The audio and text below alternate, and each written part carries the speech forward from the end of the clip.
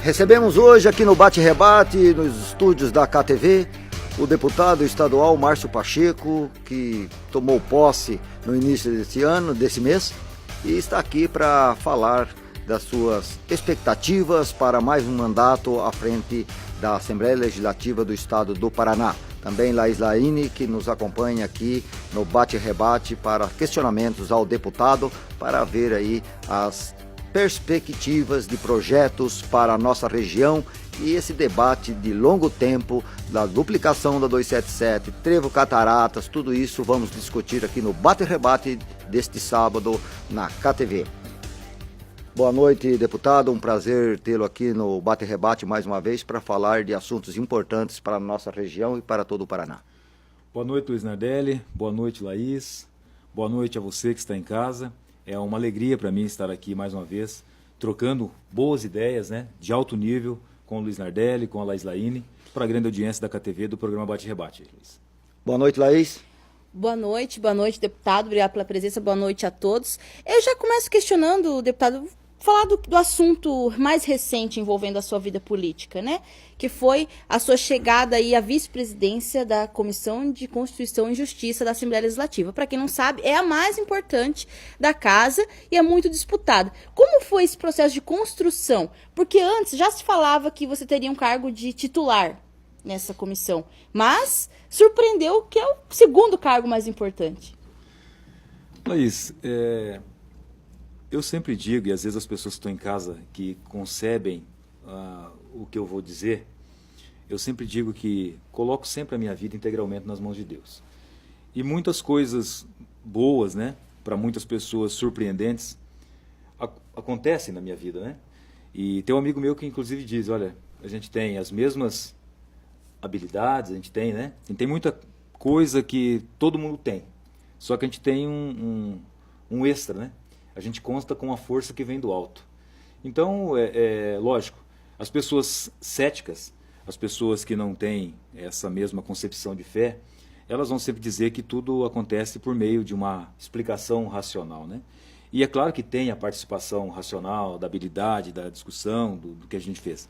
Mas, de fato, mais uma vez, graças a Deus, nós tivemos a grande oportunidade de estar numa discussão do jeito certo, na hora certa, e tudo aconteceu. Então, só para reforçar aquilo que você diz, Leine, a Comissão de Constituição e Justiça é, de fato, disparado a comissão mais importante da Assembleia Legislativa. Não são 13 membros e todos os projetos, literalmente todos, qualquer tipo de projeto, simplesmente para tramitar nas demais comissões, para tramitar no plenário, ele precisa não de passar pela CCJ, ele precisa de ser aprovado na CCJ. Portanto, qualquer projeto que não for aprovado na CCJ não tramita. Nem vai para a pauta. Nem vai para a pauta. Então, digamos assim, um plenário de 13 deputados. Um mini plenário. Um mini plenário. Então, tem que passar por ali para avançar. Então, lógico, é uma luta muito grande de todos os 54 deputados para conseguir estar nessa comissão.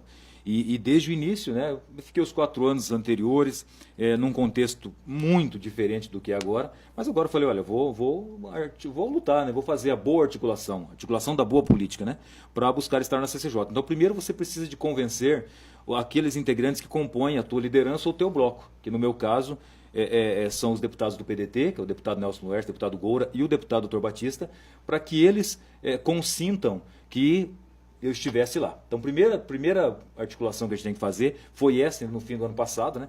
Então, já tínhamos um indicativo dessa possibilidade, que não é fácil, tem que dialogar, tem que, né, enfim, fazer uma série de diálogos, convencê-los de que, por alguma razão, é importante que a gente estivesse lá.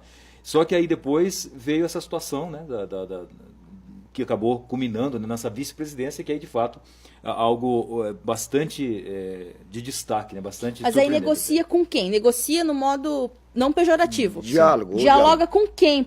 Foi com o Francisquini que você teve que dialogar para ter esse cargo de vice-presidente? Você tem que dialogar com todo mundo, Laís, né? Então, todo mundo que eu digo assim, no sentido mais republicano da palavra, né? É evidente, não tem como você passar por um processo desse sem dialogar com o próprio delegado Francisquini, que tem um voto, inclusive, dele, né? Que era candidato a presidente, mas também tinha outra candidatura, que era do deputado Nelson Justus, né? Então, tinha as duas candidaturas e duas candidaturas que estavam num cenário de bastante força.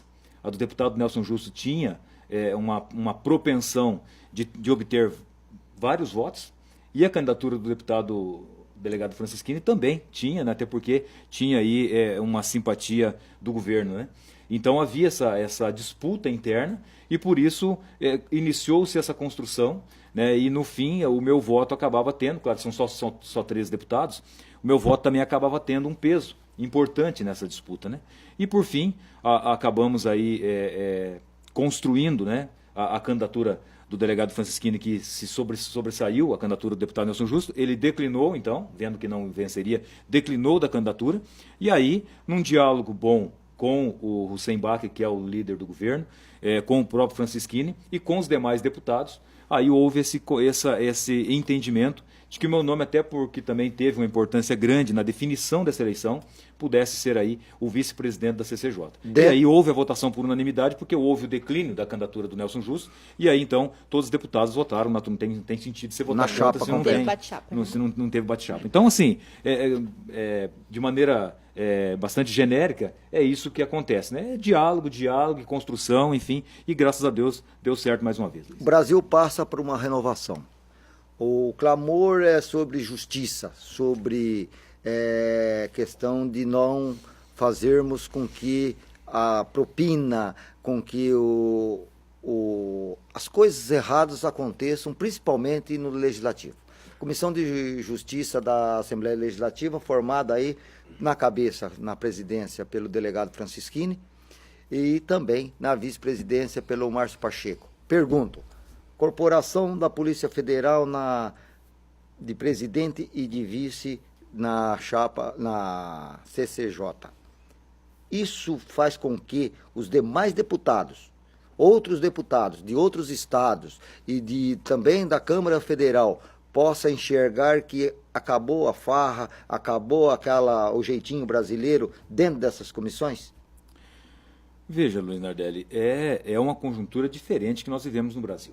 É um momento diferente. O Jair Bolsonaro tornou-se presidente da República numa votação surpreendente, não, assim, muito inesperada, né? Porque não fez composição como sempre se fazia na política tradicional.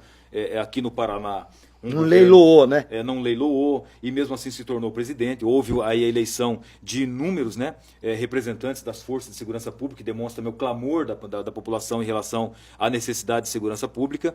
E agora acontece, porque como nós temos na Assembleia Legislativa hoje 14, né, pelo menos 14 profissionais de segurança pública, entre policial federal, que sou eu, policiais federais, que somos eu e o delegado Francisquini, e lá na Polícia Militar e Polícia Civil, enfim. Então, naturalmente, nós estávamos lá, havia essa possibilidade e acabamos conquistando, né, o voto aí desses 13 deputados e estivemos... Isso pesou mais nessa escolha? Olha, Luiz Nardelli, eu acredito que, não necessariamente, não acredito que tenha sido por causa internamente o fato de sermos eleitos. É evidente que a população brasileira do Paraná tem um respeito grande pela Polícia Federal. Mas internamente nos deputados, olha-se de fato assim, as composições que se fazem, né? As lideranças, por exemplo, o Francisquini ele é líder de uma bancada de 9 deputados. Então você já tem o apoio de 8 deputados, melhor dizendo, de 8 deputados, que toda essa força conflui, né, encaminha para que eles estivessem na CCJ. No meu caso, eu tenho outros 3 deputados no bloco que eu estou. Então, lógico, ele tem uma força maior que eu, até por isso se explica a presidência da CCJ. E também tinha ali o meu apoio, e aí toda essa articulação que foi feita por conta dessa disputa que houve, né? Aí acontece a eleição da minha vice-presidência. Então, agora, eu acredito o seguinte, Luiz, reforçando o que você falou, para finalizar. A população está desejando um novo formato de política para o Brasil. E, graças a Deus, tem acontecido algumas conquistas importantes de ocupações de espaço de pessoas que representam, no nosso caso, uma instituição forte, que é a Polícia Federal, e que, claro, faz com que os deputados também revejam alguns conceitos, evidentemente, também, né? Alguns governos usam a base do Legislativo para aprovação de alguns projetos que não vêm de encontro com a necessidade, tampouco é o clamor da população. O senhor, na legislatura passada, o senhor enfrentou a bancada da situação dentro da Assembleia Legislativa. Por isso, às vezes, teve alguns projetos rejeitados pela própria CCJ e também não conseguiu emplacar, assim, aquele famoso jeitinho de trazer as verbas para onde necessitavam na nossa região. Com essa possibilidade e com essa situação toda de o senhor fazer um governo juntamente com o governo do Paraná, o Ratinho Júnior, já que se torna também membro da situação na Assembleia Legislativa, o senhor acha que a luta aqui do oeste do Paraná, que é tanto esperado, da 277, do Trevo Cataratas, agora estão com as informações do projeto do contorno norte, para livrar um pouco do Trevo Cataratas.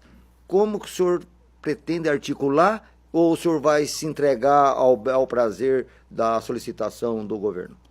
Veja, Luiz, na verdade, um deputado estadual, quando é eleito, um vereador, quando é eleito para ser representante do povo. Deputado não é eleito para ser prostituta de governador. Vereador não é eleito para ser prostituta de prefeito. Uma coisa é você conseguir construir por meio do respeito, do diálogo e da boa articulação, que é o que nós temos feito até hoje, você trazer, né, as demandas que tem na nossa cidade, na nossa região. Agora, isso não pode custar a subserviência. Não pode custar o faça o que você quiser que eu vou te apoiar para você atender alguma demanda que eu tenho. Isso eu nunca fiz e nunca faria, né? Estivemos no mandato passado numa situação de bastante enfrentamento ao governador Beto Richa, e com toda a razão que hoje se comprova, né, que não está preso por questões de liminares concedidas, né, pelo Supremo Tribunal Federal, que senão estaria preso, face aí a sua conjuntura política que se construiu de demonstração de uma série de desvios de conduta, né, voltados não para atender os interesses do povo, mas para atender os interesses dele e para atender os interesses de pessoas que estavam próximas a ele. Então jamais teria condições de dizer sim para um governo dessa natureza para reivindicar as nossas demandas, que são muito importantes sim. Então reivindicamos, cobramos, mas nenhuma delas aconteceu. Não só pelos meus pedidos, mas também pelos pedidos de todos os demais deputados que eram aqui da região. Agora, Luiz, nesse momento nós temos uma nova conjuntura. Me parece bastante diferente. Nós temos um governador que chega, né, com um discurso que convenceu 60% da população paranaense, ganhou as eleições no primeiro turno com uma proposta de projeto. Portanto, nós temos que entender o quê? 60% da população do Paraná deseja, aprova esse tipo de proposta que foi apresentada pelo governador Ratinho Júnior. O que nós temos que cuidar? Se as ações dele vão estar alinhadas com o que ele propôs, com o que ele prometeu para o governo, para o estado do Paraná. Na minha humilde opinião, Luiz, até agora, eu não vejo nada que esteja em desacordo com aquilo que ele prometeu na campanha. Então não tem sentido um representante do povo ir contra 60% da população do Paraná, que o aprovou para ele ser governador. Então, nesse sentido, tenho me colocado à disposição para ajudar o governador em todas as ações que ele prometeu e que esteja cumprir. E aí sim, Luiz, aí vem, por meio do respeito, por meio de uma boa articulação, apresentar para o governador Ratinho Júnior o tamanho do descaso que a nossa região tem sofrido já de tão longa data. Todas essas demandas que outras cidades do mesmo porte de Cascavel conseguiram ser atendidas e nós até agora não fomos atendidos. Só que, é claro, nós temos muitas demandas. E se a gente dá tiro para muito lado, a gente não acerta em nada. Então você tem que focar numa demanda que seja de fato, tentar encontrar dentro de todas essas prioridades, qual é a prioridade das prioridades. E aí ir encaminhando aos poucos. Não que as outras a gente não consiga também lutar. Mas são demandas que demandam, né, um orçamento bastante grande. O Trevo Cataratas, né? Você não pode pensar num Trevo Cataratas ali com menos de 70, 80 milhões de reais. Tem o aeroporto regional, que é uma demanda importante. Tem a duplicação, que é outra demanda importante. Então estaremos lá, buscando estar ao lado do governador para dar-lhe o suporte e, com respeito, com dignidade, mostrar para ele o tamanho da importância da nossa região oeste do Paraná e trazer para casa. Se esse mandato o senhor conseguir esses três projetos que o senhor citou aí, o senhor se dá como realizado? Meu Deus, Luiz, se eu puder contribuir para que uma dessas grandes obras, né, se encaminhe de maneira a acreditar, falar, olha, vai acontecer, já terá valido muito a pena um mandato inteiro. Mas é óbvio que nós não vamos ficar lá acomodados esperando que aconteça apenas uma das nossas demandas. Vamos lutar por todas elas, mas com articulação, com habilidade, vamos tentar nos unir às demais forças de lideranças políticas da nossa região, porque é o que tem acontecido há muito tempo. Sempre para se conquistar uma obra, a busca de tentar ser o pai da criança. E esse ser o pai da criança tem atrasado a nossa região, porque daí, né, como tem um pai, os outros também acabavam, não vou nem dizer trabalhando contra, mas não contribuindo, e por isso que as coisas não acontecem. Qual é a prioridade? Não, que o senhor falou, a prioridade das prioridades. Qual é, na sua opinião? Olha, Laís, eu tenho um olhar muito atencioso, eu acho que a nossa região de Cascavel, da cidade de Cascavel, tem tido um gargalo, temos vários, temos o Trevo Cataratas, duplicação e tal. Mas me parece que se você olhar hoje para um grande centro, que Cascavel cada vez passa mais a ter isso, um grande centro de desenvolvimento do agronegócio, digamos assim, a mobilidade, ela tem um fator fundamental para o desenvolvimento da região. E na minha humilde opinião, no meu modesto jeito de avaliar, nós não temos tido contemplado um aeroporto que pudesse contemplar de fato o tamanho da demanda da nossa cidade de Cascavel. É sempre um transtorno, tem uma fama que infelizmente não é boa o nosso aeroporto, e eu acho que essa construção de um novo aeroporto em Cascavel, um aeroporto à altura não só da cidade de Cascavel, mas à altura da região de Cascavel, é uma demanda que de fato tem uma importância muito grande sob o meu ponto de vista. Mas nós temos evidentemente as outras, né? Acabei de vir ontem, né, numa reunião ali com os diretores da UOPECAM, por exemplo, que é uma outra demanda completamente diferente, que tem a sua importância, que busca, né, a construção de um centro de transplantes, um centro de transplante UOPECAM, para fazer transplantes de fígado, que já está acontecendo hoje, transplante de pâncreas e também abranger o transplante de rins. Então, uma obra de 12 milhões de reais, também muito importante, que nós temos que começar a pensar nisso. Tem a própria ala dos queimados, né, que o próprio deputado André Bueno trabalhou naquilo ali por algum tempo, e enfim, que é uma obra importante que está inacabada e que nós temos que buscar resolver essa situação. Temos a necessidade da construção de um centro de diagnóstico e tratamento de pessoas com autismo em Cascavel, então temos muitas. Então, são obras diferentes que nós temos que buscar para e passo, né? Quem sabe a gente consegue trazer não só uma, mas mais de uma obra dessa, que seja de fato importante para toda a população de Cascavel e não só para um segmento, só para uma pessoa. Como que é o relacionamento do deputado Márcio Pacheco com os outros 5 eleitos aqui da nossa região? Porque nós ficamos capenga aí de nomes de representatividade como nós tínhamos na legislatura passada. Temos o Marcel Miqueleto de Assis, temos o soldado de Foz do Iguaçu, o soldado Fruit. O Sembacre é de lá também, né? O Sembacre é de União de Vitória, né? Ele tem uma boa relação com Foz do Iguaçu, mas é de União de Vitória. É de União. E os 3 daqui, que é o senhor Márcio Pacheco, o Coronel Lee e o professor Lemos. Olha, Lemos, eu tenho assim, a alegria de dizer, poderia dizer que estamos construindo, né, o que já era previamente alinhado, um excelente relacionamento com esses deputados. E estou falando isso, não digo de boca para fora, não. Se você me dissesse no mandato anterior, nós tínhamos ali algumas divergências com alguns que tínhamos posicionamentos absolutamente distantes, né? Mas nesse mandato, ontem não, quarta-feira, eu estava conversando com o Marcel, falei, Marcel, nós temos que nos unir pela região, Marcel. Nós temos que não buscar ter, como eu sempre digo, nós temos que acabar com esse negócio do pai da criança. Unam-se as forças e tragam o que é importante, vamos trazer o que é importante para as nossas regiões. Se alguém depois quiser fazer alguma propaganda do que fez, cada um faz a sua. Não precisa eu dizer, olha, fui eu que trouxe. Estava ontem, repeti esse mesmo discurso lá dentro da UOPECAM. Olha, quem abraçar essa ideia, né, da central de transplante, olha, não tem que ser uma pessoa abraçar. Nós temos que nos unir e propus, inclusive, que possamos dialogar com o próprio deputado Evandro Roman, que é uma liderança importantíssima da nossa região, que temos tido um excelente diálogo. O próprio Wilson Bastos, que é suplente de senador, que é uma liderança comprometida também com as demandas da nossa cidade, apaixonado pela nossa cidade. Temos que integrar essas forças. Coronel Lee, eu fui policial militar por 10 anos. Tivemos um excelente diálogo sempre. E agora, provavelmente, estaremos, inclusive, alinhados nesse desejo de dar sustentação, de dar apoio ao governador Ratinho Júnior. Então, isso nos aumenta também a nossa proximidade. O professor Lemos, que provavelmente estará num contexto político na Assembleia distante, mas sempre tivemos um ótimo relacionamento também, inclusive o apoiei quando fui eleito vereador aqui em Cascavel. Então, Luiz, nós temos agora um momento de muita expectativa, de muita esperança de que a gente consiga superar essa pequenez política, de ter cada grupo político o seu desejo de ser o pai da criança, de nos unirmos por Cascavel e fazermos aquilo que nós já desejamos e merecemos há muito tempo. Esse é o meu desejo, meu propósito, e eu vou trabalhar na Assembleia para que a gente consiga fazer isso. Não só na Assembleia, como os demais representantes, com o próprio deputado Evandro Roman, que tem uma realidade muito presente com Cascavel, com o próprio Wilson Bastos para, né, sensibilizar o Flávio Arnes, e também somando-me agora com o próprio deputado Gustavo Fruit, que é lá de Curitiba, mas que é do meu partido agora, né, que é do PDT. Então buscar também fazer ele trazer esse olhar para cá, né? E tem o Fruit lá em Foz do Iguaçu, que é um pouco mais distante, o próprio Hussenbach, que é meu amigo também, que tem uma realidade mais com Foz do Iguaçu, que nós vamos tentar também atender a região. Então, um momento muito bacana. Sobre essa questão das relações entre legislativo e executivo, o senhor já foi presidente do Poder Legislativo aqui em Cascavel. O governador Ratinho, a sua base, o líder de governo, tem dito que tem 40 deputados na base, de 54, uma maioria esmagadora. Como ter essa independência, deputado, sendo que tem vários deputados novos lá também, né? Ter essa independência, claro, respeitando a base, Claro. o fato de estar aliado ao governo, mas sendo independente, tendo 40 deputados ao lado ali.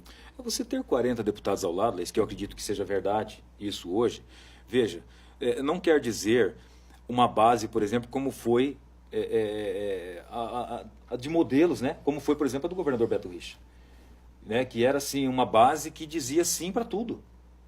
Então, ser da base hoje, você entender, eles estão na base do governador, é o quê? São deputados, como eu disse, que ratificam, que concordam, que querem dar sustentação para um projeto de governo que foi apresentado para o Paraná e que até o momento não há o que dizer que ele esteja fazendo diferente. Então, ou seja, eu não vejo sentido você fazer enfrentamento a quê? Por Nesse quê? início. Uhum. Não houve nenhuma ação que pudesse desabonar a conduta dele. Não houve nenhuma ação que contrariasse o seu discurso de campanha. Então, quer dizer, são 40 deputados, pode ser que haja um outro que tenha esse tipo de comportamento que tinha na legislatura anterior, mas são 40 deputados que estão dizendo, olha, nós concordamos com o que o governador Ratinho Júnior está propondo para a população do Paraná, nesse novo momento, das necessidades de enxugamento da máquina pública, da necessidade de rever alguns conceitos, mas principalmente da necessidade de pensar em investimentos, de infraestrutura e de uma série de ações que o governador propôs na sua campanha. Então, essa base que é anunciada pelo deputado Hussein Bach, são deputados que até o momento não têm sentido e não entendem ter sentido fazer enfrentamento, né? O que desabona a conduta do governador Ratinho até o momento? Nada. As propostas dele, na nossa opinião, têm sido cumpridas de acordo com o que ele prometeu na campanha. Luiz. Em relação à Respondi, Luiz? Respondeu. Em relação à presidência da Assembleia Legislativa, temos o mesmo presidente que foi presidente na época do governador Beto Richa e da ex-governadora Cida Borghetti. Pergunto, isto é uma demonstração de que ter o presidente eleito por todos os deputados, que acho que foi por unanimidade, né? Um votou contra. Um votou contra. Quem foi? O Boquinha lá de Londrina. E alguns, Boca Aberta? alguns Boca Aberta. teve Os quatro abstenção, né? os quatro da oposição, os quatro do PT se abstiveram do voto, né? Sim. E aí eu pergunto, isso é um novo caminho? Ou o presidente eleito é muito forte dentro da Assembleia Legislativa, inclusive com aqueles que retornaram para o Legislativo? O presidente eleito tem uma força grande dentro da Assembleia Legislativa. Não só dentro da Assembleia, teve condições de construir um bom diálogo, né, com o próprio governador, que claro que não tem como você dizer que a eleição de uma presidência de casa não tem ali, ainda que sutilmente, né, um envolvimento do próprio governo. É evidente isso, sempre aconteceu em todas as assembleias, todas as câmaras municipais, isso acontece. Agora, ali na Assembleia tem uma peculiaridade, que é o quê? Para você apresentar, para você ser candidato, não existe como, por exemplo, me parece que no Congresso Nacional parece que é diferente, você apresenta a tua candidatura e protocola. Na Assembleia Legislativa, você tem que ter um conjunto de pelo menos 9 deputados, que compõem a mesa diretora. E muitas vezes, por conta de toda a experiência, de toda a trajetória, de toda a conjuntura que tem interna na Assembleia, o presidente que está consegue compor com tantos deputados que acaba, às vezes, não restando 9 deputados para formar uma outra chapa. Então, sem chapa, não tem como você fazer concorrência. E outra, você também se propor para fazer uma concorrência, simplesmente por concorrer, sabendo que já há uma maioria esmagadoramente, né, esmagadora ali para aquela chapa que já está proposta, às vezes a pessoa acaba pesando o desgaste que pode ter sem nenhum tipo de retorno, sem nenhum tipo de benefício. Olha, disputar as eleições para dizer eu sou candidato. Então isso às vezes acaba pesando, né? Porque de fato o deputado Ademar Traiano conseguiu construir de fato uma base bastante consolidada já antes do início, já no fim do ano passado. Aí você acaba não tendo às vezes possibilidade de formar uma outra chapa e se formar, chegar lá e falar, e outra coisa, você não pode no dia da eleição, não tem nem espaço para fala. Então como é que você vai falar que é candidato? Você pode sair para a imprensa, falar, olha, eu sou candidato, mas sou candidato também, você tem os 9 deputados sabendo que vai perder. Então acabou-se o quê? Construindo apenas uma chapa, que é um pouco semelhante com o que aconteceu na CCJ, quando o candidato que estava disposto a disputar, né, poderia eu ser candidato, por exemplo, mas você fala, você vai perder, vai disputar, será que? Sabendo claramente que é o que aconteceu na CCJ. Quando houve ali a certeza de que o Francisquini venceria a eleição, o deputado Nelson Justo declinou e acabou sendo chapa única. A mesma coisa que o deputado Ademar Traiano. O que resta aos deputados? Ou vota no Traiano ou não vota. Por exemplo, o que vai fazer? Não, vou votar contra. O que isso vai agregar? E claro que a gente precisa depois da própria importância que tem o presidente para colocar os projetos em pauta e toda uma conjuntura. Então, por isso que os deputados acabam aí tendo sempre, às vezes, uma chapa só. Dentro desse contexto, o deputado, o senhor não foi o deputado do Camburão. Não fui. E se fosse, estaria dirigindo, né? Porque eu sou polícia, né? Hein? Né, Laís? Hein? Graças a Deus, mas não O estava. senhor no não Camburão. foi, Essa mancha não não foi tem. deputado Jamais. do Camburão. E aí esses deputados, muitos dos deputados estão hoje lá na Assembleia, estavam no governo, na legislatura passada. E o Márcio Pacheco, como deputado, como articulador, vendo agora todos esses erros que sempre dizem que o deputado e o vereador, o legislador em si é para fiscalizar. E agora aparece todas essas jogadas que foram feitas para benefício de alguns, principalmente na questão da manutenção do DR.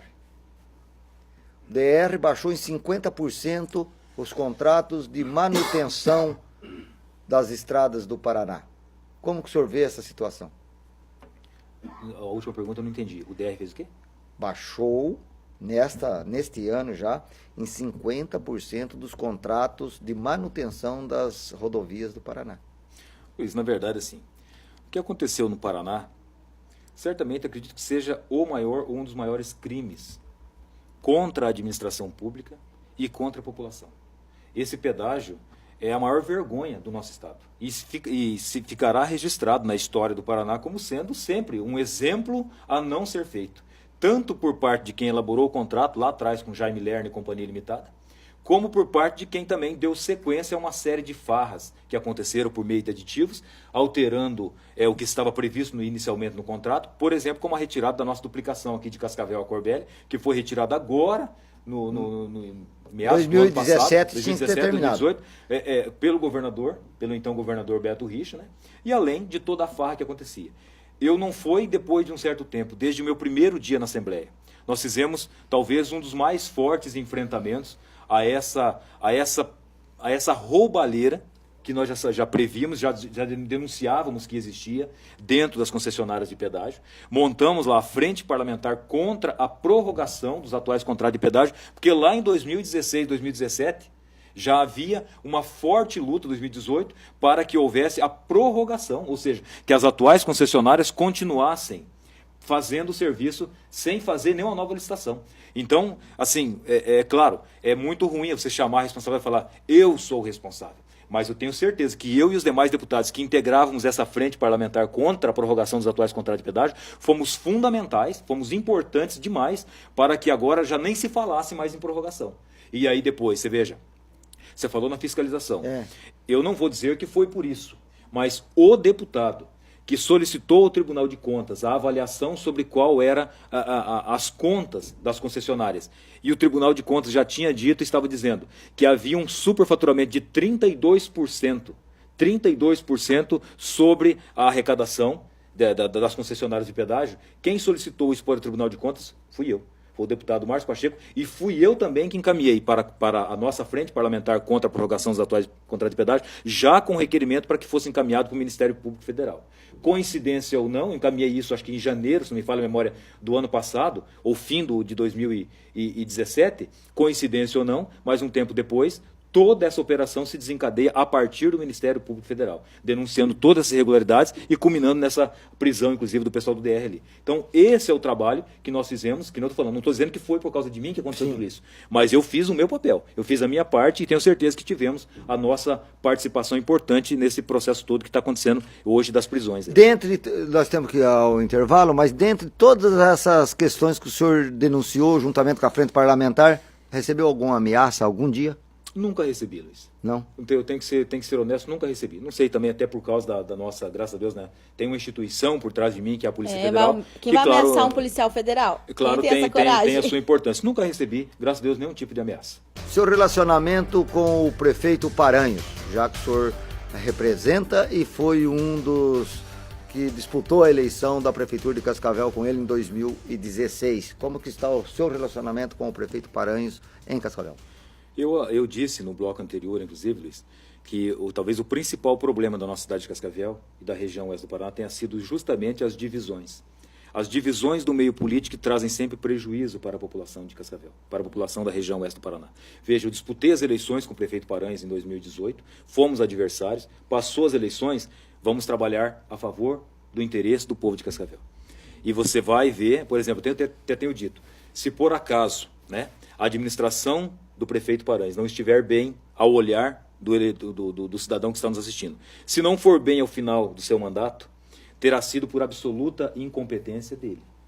Porque não houve de minha parte, que talvez deveria ser a pessoa principal para fazer esse papel de oposição, de criticar, de não sei o quê, não houve de minha parte esse tipo de postura. Porque senão isso só legitima, inclusive, o discurso do próprio prefeito para dizer, olha, nós não fizemos porque tinha ali o enfrentamento, a oposição do Pacheco que ficou. Não, pelo contrário. Inclusive, no fim do ano passado, nós conseguimos a liberação no Ministério do Turismo de R$500 mil para ser construído, nós vamos fazer em Cascavel, com a graça de Deus, inclusive com o aval dele, inclusive que foi bastante solícito quando nós o procuramos com as entidades de pessoas que representam as pessoas com deficiência em Cascavel. Nós vamos construir em Cascavel, claro, como eu disse, né, com essa verba, mas com toda a ajuda que a Prefeitura precisa de dar e que está dando esse suporte, um centro 100% inclusivo, ou seja, um espaço, né, onde as pessoas com deficiência possam se divertir, possam interagir com os equipamentos que lá possui. Então, o que nós temos feito? No que estiver ao nosso alcance, vamos ajudar. O que é importante para nós é Cascavel.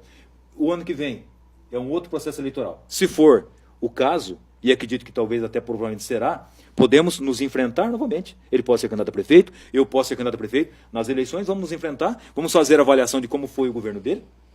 Ele vai fazer a avaliação de qual foi a nossa postura e a população vai julgar quem é a pessoa mais preparada e mais com projetos e propósitos melhores para o cidadão de Cascavel. Passou a eleição, ele vença a eleição, se eu for candidato, a mesma postura minha se manterá. Se eu vencer as eleições, espero ter dele o mesmo tratamento recíproco de respeito e de pensamento, desejar o melhor para Cascavel. Esse tem sido o meu papel e continuará sendo assim. Claro que isso não impede que eventualmente a gente faça algum tipo de apontamento quando a situação se for grave. Mas eu tenho deixado ele trabalhar muito livremente, porque o importante é que ele vá bem.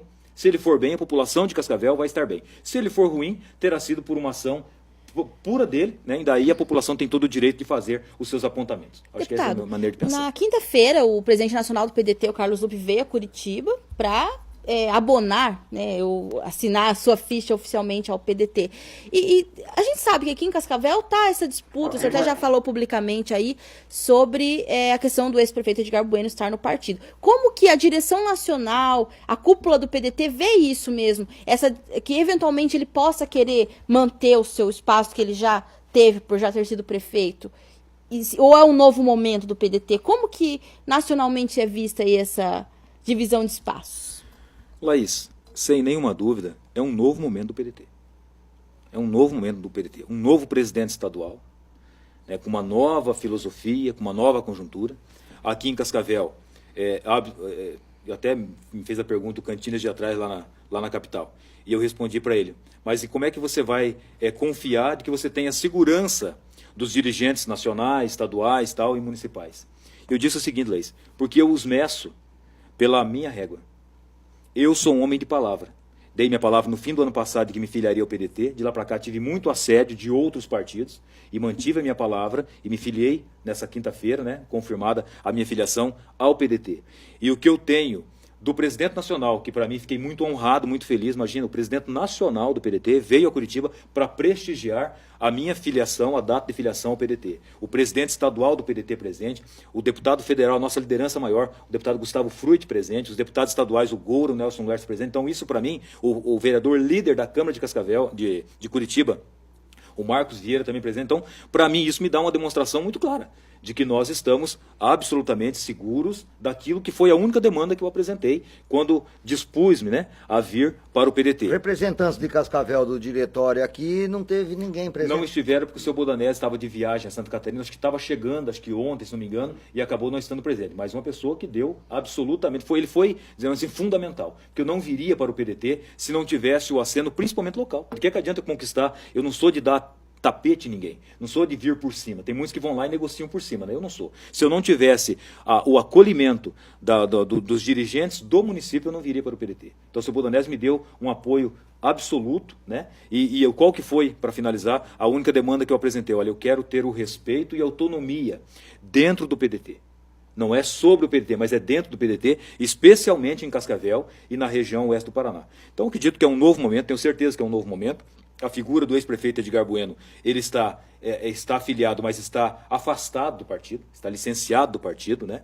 Quero crer e acredito piamente que o que tem corrido nos bastidores da política é a mais absoluta verdade, que ele, no momento oportuno, no seu tempo, certamente migrará para uma outra sigla partidária, então, e aí, certamente, uma sigla que lhe dê todas as oportunidades de encaminhar os seus projetos. Então, e as contas dele não aprovadas aqui pela Câmara Municipal, pode ser também que ele nem possa disputar a eleição. Isso é comentado dentro do PDT? Não, nem é comentado. Assim, não se falou dessa situação do ex-prefeito Edgar Bueno no PDT. Digo a verdade, não houve essa. Por quê? Porque é um novo momento, ele está afastado do partido. Está licenciado do partido, não tem tido nenhum tipo de... Não tem voz dentro do partido. Não tem tido nenhum tipo de diálogo, não tem nenhum tipo de apresentação dentro do partido. Então nem tem havido esse tipo de conjectura. Aí as pessoas têm perguntado, tá, mas e se ele não for candidato, se ele for candidato tal, como é que é a tua relação com ele? Tenho dito, já disse, acho que até isso aqui na KTV, e reafirmo, eu sou um homem de palavra e digo já há mais de um ano das eleições. Não sou daquele de ficar, olha, veja bem, pode ser, vamos avaliar o cenário. Não. A possibilidade de alinhamento com o ex-prefeito Edgar Bueno, independentemente de qual partido que ele esteja, independentemente de qual contexto que ele esteja, como candidato ou não sendo candidato, eu candidato ou eu não candidato, independentemente disso, a possibilidade de alinhamento nas eleições de 2020 é zero. Não existe possibilidade de alinhamento com o ex-prefeito Edgar Bueno. Por quê? Porque nós sempre estivemos muito distantes, tem que ter coerência na política. Na Câmara de Vereadores nós nos enfrentamos, né? Quando eu estava presidente da Câmara. No governo, ele era secretário do governo, eu enfrentei esse governo. Então nós pertencemos a grupos políticos. Nós temos ideais, nós temos projetos, perfis políticos muito distantes. Então, na minha opinião, não tem como você chegar para a população e falar, olha, veja bem, mas agora era assim, mas agora... Não, vai ser assim? Não tem essa... Então, isso que fique registrado, isso, né? Não haverá... Não tem jogo por trás. Não tem possibilidade de até alinhamento. para evitar, porque está confluindo aí numa provável enfrentamento do prefeito Paranhos, sua na próxima eleição também... Até para evitar que fiquem especulações. Exatamente. De que pode ter uma união sua e do Edgar Bueno para então vamos falar de novo, que não haja especulação. Sim. Não há nenhuma possibilidade de alinhamento do ex-prefeito Edgar Bueno com o deputado estadual Márcio Pacheco para as eleições de 2020. Ponto. Deputado, teve uma recente demanda sua aí na Justiça, inclusive, que tinha um contrato com a Celepar, que é aquela instituição ligada à informática, tecnologia avançada aqui no Paraná, é uma empresa pública. E você conseguiu suspender uma licitação milionária e parece que agora a Celepar recuou definitivamente do edital. Explica como foi isso aí, deputado. Laís, você acabou dando até, acho que até em primeira mão, 50 milhões, uma ação que eu propus, porque o Luiz falava no começo do programa, com muito conhecimento, com muita importância isso que ele falou, que o legislador, todo mundo fala, o deputado é eleito para, o vereador, né, eleito para legislar, eles focam mais no legislar e fiscalizar. Eu diria, sem medo de errar, Luiz, nesses 6 anos que estou na vida política, que o ato de fiscalizar é muito mais importante do que o ato de legislar. Porque nós temos hoje milhares, se brincar, são milhões, né, de leis hoje no Brasil, acho que milhares, não sei qual mas é muita lei. É muito. Eu acho que 80% dessas leis não servem para nada para o cidadão. As 20% que servem, certamente a maioria delas não são cumpridas. Então, ou seja, faz-se um monte de leis, faz-se propaganda, mas não se cumprem as leis no Brasil. Agora, o ato de fiscalizar, esse sim é importante, porque cuida diretamente do dinheiro público, do dinheiro do povo, que deveria ser investido diretamente no cidadão. Na saúde pública, que tem seus problemas graves aqui em Cascavel, na segurança pública e em todo o Paraná, não é só aqui em Cascavel, é evidente, na segurança pública, na educação. E o que acontece? Esse dinheiro, muitas vezes, acaba sendo desviado por falta do... Aí vem a Polícia Controle. Federal, vem o Ministério Público Federal, vem todo mundo para investigar os políticos. Por quê? Porque o legislador, o representante do povo, não faz o seu papel. Não faz o que deveria... E muitas das vezes ele está dentro do esquema também. Se o deputado fizesse o seu papel, se o vereador fizesse o seu papel, talvez até a Polícia Federal, o Ministério Público precisasse trabalhar menos. E aí o que eu fiz, Laís? Nesse projeto, nesse processo, que na minha opinião era uma farra, né? Uma farra, assim, um processo licitatório altamente contaminado, na minha opinião, completamente tendencioso para um direcionamento de empresa. Pra fiscalização de trânsito, e de maneira... né? Era de tecnologia, né? Da Celepar. E como tecnologia é algo muito... Assim, não é que é subjetivo, é objetivo. Mas é difícil você mensurar o tamanho do valor que você precisa para fazer um certo tipo de trabalho. Então, um edital completamente genérico, claramente dificultando a participação de outras empresas, e nós apresentamos todo esse questionamento para a Justiça, numa ação civil pública que eu propus, ação popular que eu propus, e nós tivemos a grata satisfação, né? Eu fiquei muito feliz com isso. A Justiça nos concedeu a liminar, reconhecendo que, de fato, os nossos questionamentos estavam completamente certos, né? E era um processo licitatório milionário, como você disse, Laís. Imagine, 54 milhões de reais. Eu não sei se o cidadão que está em casa consegue imaginar o que é, mas eu sei que é muito dinheiro. Eu nunca vi 54 milhões de reais por ano, e poderia ser prorrogado por mais 5 anos. Portanto, digamos assim, a farra poderia chegar a 300 milhões de reais, ou seja, quase meio bilhão de reais. E graças a essa ação nossa, ontem, né, não, na quinta-feira, nós tivemos aí o reconhecimento da própria Celepar declinando do processo licitatório, ou seja, a nossa ação foi fundamental para acabar com esse processo licitatório, que na nossa visão era completamente desvirtuado, pervertido, e agora dá o direito do novo governador fazer, se for o caso, olhar o que de fato é necessário, que tenho certeza que será um valor muito menor que esse, se fizer. Se de fato comprovar a necessidade, que eu tenho dúvidas se vai verificar isso. Então estou muito feliz, essa sim uma ação concreta de fiscalização efetiva do Poder Executivo. Deputado, agora que o senhor está lá na CCJ, tem um projeto seu bem importante, mas que no último ano não passou na comissão, que é aquele que proíbe políticos de entregarem obras inacabadas. O fato de você estar na CCJ agora, é claro que não pode ser bairrista, puxar a sardinha para o seu lado, mas... vai mudar? Vai conseguir tramitar esse projeto agora ou não? Em Cascavel foi conseguido implantar, durante a semana, o projeto... Não, mas foi aprovado pela comissão o parecer da comissão apenas, o projeto ainda não. Ainda não. Eu não vi se você falou, Laís, a razão do motivo do projeto, né? Que o projeto, a essência do projeto, a emenda do projeto, né? Falei sim, que é para políticos não entregarem obras inacabadas. A farra das inaugurações. A farra das inaugurações é o quê? É o prefeito, é o governador, são os políticos que às vezes começam uma obra, não deu tempo de acabar, está perto das eleições. A área de Queimados é uma. Exatamente. Aí eles fazem a inauguração daquilo que não funciona. Mas só para dizer, olha, nós estamos inaugurando, mas a obra não tem equipamento, não tem pessoal contratado, não foi feito concurso, não tem nada. Não funciona, faz a inauguração, é aquele palco. E aí todo mundo, e notícia, e a imprensa, e o povo vai lá e tal. Qual e daí que é a não ideia entrega para o povo. E daí não entrega. E se entrega em condições que não atendem às demandas da população, não atendem ao que foi proposto. O prefeito, o governador vai lá inaugurar uma obra de saúde, um posto de saúde, uma UBS, né? Também, faz a inauguração. Só que às vezes não tem equipamento, não tem condições de atender, não tem pessoal, não tem nada. Então fica um atendimento pífio, se é que existe, ou abre ali por 2 meses, 1 mês, depois passa a eleição, fecha de novo. Então qual que é o propósito desse projeto que é de minha autoria, que foi rejeitado na primeira legislatura, e que na mesma legislatura nós apresentamos de novo, e agora você falou que não pode puxar sardinha para o teu lado. Mas se for um projeto como eu julgo ser de tão grande importância como esse, é claro que eu entendo que é totalmente legal, né, e que não foi aprovado na legislatura passada, muito mais pelo interesse da base governista do ex-governador Beto Richa, que se aprovasse esse projeto não poderia continuar fazendo as farras das mentiras das inaugurações que ele fez muitas vezes. Então na minha opinião, foi rejeitado na CCJ, não porque não era legal, mas porque não havia interesse do governo em aprovar. Mas e agora? Agora na CCJ, com certeza, vou fazer toda a articulação possível para aprovar esse projeto e entrar em vigor no Paraná. Se nós perder de novo, paciência, vamos continuar lutando. Casos específicos, nós temos o viaduto ali da 277, que não tem as alças. Sim.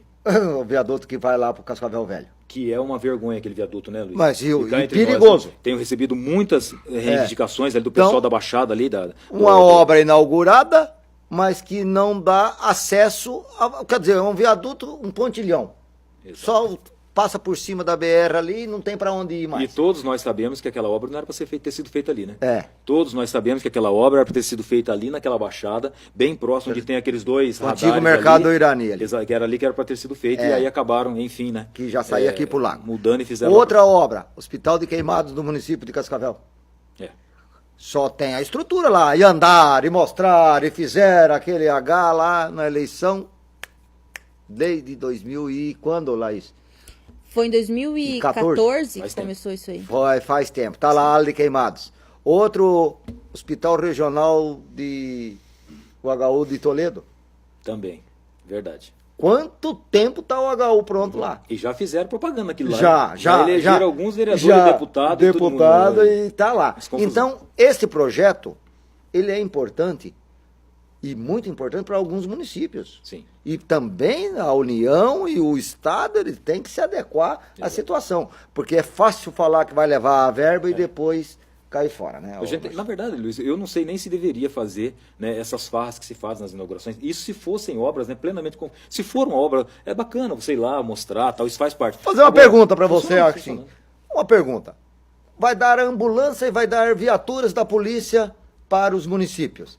Aí chama todos os prefeitos, secretários em Curitiba para faz aquele jantar, aquele evento grande lá. Quer dizer, os municípios gastam para ir. Aí depois, na hora que vem entregar na cidade, gasto para vir entregar na cidade. O senhor vai permitir nessa legislatura que o governador faça isso? Levar os prefeitos a Curitiba e secretários dos municípios, depois devolver, voltar para fazer as entregas no município, ô, deputado? O governador Ratinho conhece a minha postura. O governador Ratinho conhece, sabe o que eu penso, né?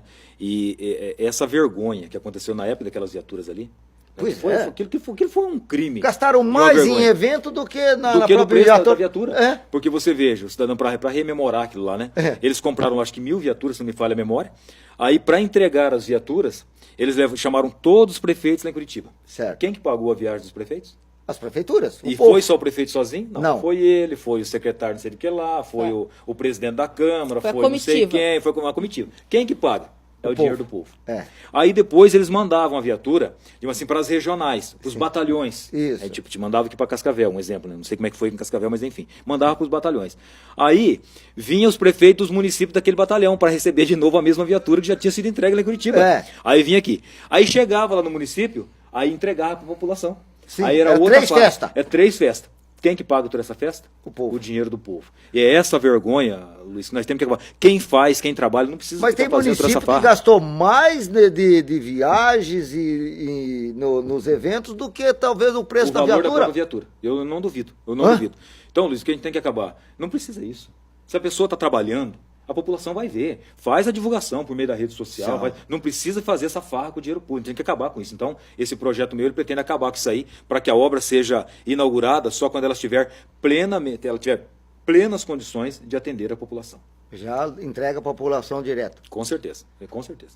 E Não, e deputado, em relação a essa questão de você estar na CCJ, tem algum outro projeto diferenciado que você pretende apresentar para esse ano? Alguma bandeira que você pretende defender mais específica, até para delimitar assim, que tom o senhor vai dar para esse novo mandato? O novo mandato agora, Leis, ele tem, primeiramente, é o seguinte: eu vou continuar com projetos que de fato sejam importantes para a vida do cidadão paranaense. Não sou de ficar fazendo projeto, por exemplo. Lógico, existem projetos, tem vários projetos, às vezes, de uma entidade, para utilidade pública e tal. Esses projetos são importantes para aquela entidade. Mas o parlamentar, o vereador, o deputado, ele tem que se preocupar com aqueles projetos que atingem a vida de todo cidadão paranaense. Esses são os mais importantes. Foi isso que nós fizemos com aquele projeto do Alerta Vida, que é para ajudar na localização de pessoas desaparecidas, ou seja, atende a toda a população. O projeto que nós fizemos para criar um censo das pessoas com autismo no Paraná, quantas pessoas que têm sofrendo, quantas famílias que têm, nós não temos um controle sobre isso. Projeto que atende a vida de todo cidadão paranaense. O projeto que nós conseguimos aprovar, que é lei hoje no Paraná, obrigando o próprio preso a pagar pelo uso da sua tornozeleira. Está funcionando? Né? Você sabe se está sendo É cumprido isso essa lei? exatamente que eu ia falar, que eu falei antes, vou fazer um link com o antes e com o depois. O antes que eu falei, que não adianta ficar só pensando em legislação. Tem que pensar em fiscalização do poder executivo. E outro agora exatamente você está perguntando isso.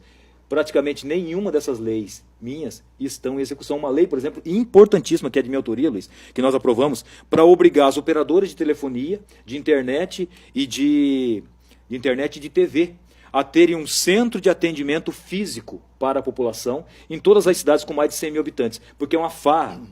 Hoje você tenta resolver um problema por telefone da operadora de telefonia, você não consegue resolver, não só de telefonia, de internet e tal. Então é um projeto de lei que é uma lei hoje no Paraná que obriga as operadoras a terem. Tem? Não tem. Ou seja, essas leis, então o que não vão focar, leis? As minhas leis serão cumpridas. Nesse segundo mandato, eu vou impetrar todas as medidas necessárias para que as leis de minha autoria sejam cumpridas. A lei do alerta à vida, a lei das tornozeleiras, a lei das operadoras de telefonia, a lei do censo, todas essas leis. Então, esse será talvez um dos principais focos. Não adianta ficar fazendo um monte de lei para não ser cumprida. E, claro, vamos pensar em outras leis que sejam de fato importantes, talvez não pensar tanto em número, mas pensar principalmente em importância de leis, né? E, além disso, claro, vamos ter um trabalho muito intenso agora também, com demandas que nós não tínhamos necessariamente no mandato passado, que estavam numa conjuntura diferente, que é de pensar nas necessidades, né, da nossa cidade, da nossa região oeste do Paraná, porque a gente tendo um diálogo melhor com o governador, claro que isso tudo, portas se abrem e muitas outras coisas boas nós conseguimos fazer. Então, acho que basicamente é isso. Deixa eu estar encerrando, assim, uma dúvida antes, eu queria te perguntar. Por que o senhor não optou em entrar na mesa diretora da Assembleia e ficar na CCJ? É porque é o seguinte, eu tinha um desejo, Laís, de estar na CCJ. Acho que ali é uma comissão importante, onde a gente consegue, de fato, trabalhar os projetos mais importantes da Assembleia. E aí, quem faz parte da mesa diretora não pode integrar nenhuma outra comissão. Então, agora, além da CCJ, eu estou articulando ainda, estamos trabalhando, né, para estar com espaços importantes em outra comissão. Tem uma comissão, por exemplo, que eu julgo ser, e tenho trabalhado para isso, é uma comissão que atinge diretamente a vida de todo cidadão, que é a comissão, por exemplo, de defesa do direito do consumidor. Essa é uma comissão, na minha opinião, das mais importantes da Assembleia, de fato. Inclusive, a estrutura que foi feita essa comissão, o presidente Ademar Traiano já anunciou, inclusive, a formatação de um PROCON da Assembleia Legislativa, que tem nos estados onde existem isso, é de uma importância muito grande, porque é um canal muito forte, que tem o seu poder de fiscalizar também, passa a ter que não é ligado ao executivo. E que seria, de certa forma, dialogaria muito próximo com essa comissão de defesa do consumidor. Então, estou trabalhando para essa comissão, a comissão de saúde, por exemplo, uma comissão importante, que desejo também integrar. Então, e se estivesse na mesa diretora, por exemplo, não poderia. Então, eu quero, de fato, estar nessas comissões e vamos trabalhar, e além da CRIAI, né, que é uma comissão importante. O senhor falou em saúde, seu relacionamento com o Michele Caputo, o deputado, também?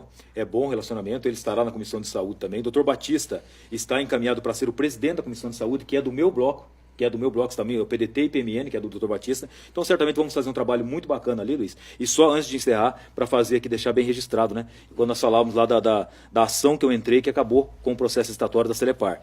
Foi no governo da governadora Cida Borghetti, para deixar bem clara, não é no governador Ratinho Júnior. É um processo que foi feito lá atrás, que nós entendemos um monte de irregularidades. Então, para deixar bem registrado isso, para não pensar, comentar, né? Então, não é do governador Ratinho, vamos deixar bem claro isso. Chegamos ao final do Bate e Rebate desse sábado. Obrigado pela presença. O senhor tem aí 1 minuto e meio para suas considerações finais e obrigado.